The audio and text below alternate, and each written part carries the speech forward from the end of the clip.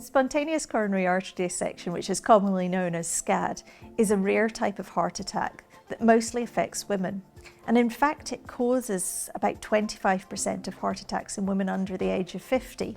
And so the first bit of work we did was a systematic review looking at care for people who've had SCAD and looking at what happens once they get access to cardiac rehab. Cardiac rehab is traditionally attended by men in their mid-60s, so you can begin to understand why women who have a SCAD who get sent to a cardiac rehab program find it's not really suiting their needs. I had a SCAD 2 years ago, resulting in 2 heart attacks.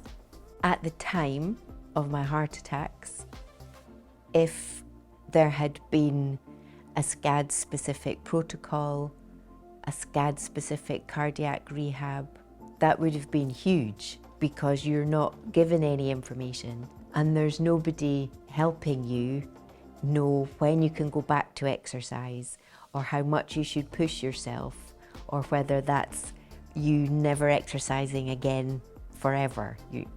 You have no information. Women are frequently told when they present with a SCAD and with any other kind of heart event in their younger years that they're anxious and they're worried, and these dismissive messages that people get lead to delays in effective treatment.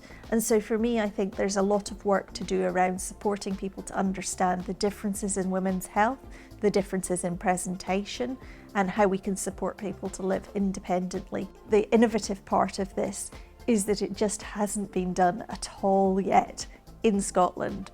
And really there are only pockets of us researching SCAD across the whole of the world, and we're managing to form quite a lovely network of people who are interested in supporting people. That's really why Napier can make a difference, because we are open to those collaborations and open to supporting others to develop and grow their research.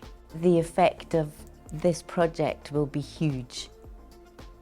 It's immeasurable, and it will not just be for Scotland, it will be worldwide.